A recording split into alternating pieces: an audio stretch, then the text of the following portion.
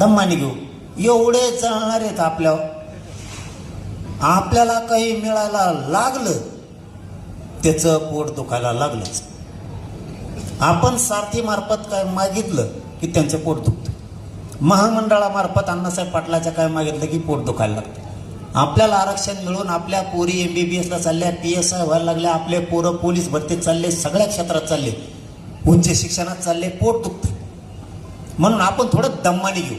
आणि प्रमाणपत्र निघलेले लय सोशल मीडियाला टाके जाऊ नका. दमच नाही. निघालो मोकळं निघालो, थांब ना जरा. ते लगेच तिकडे रातभर झोपत नाही. आपलं जरा संयम शिका.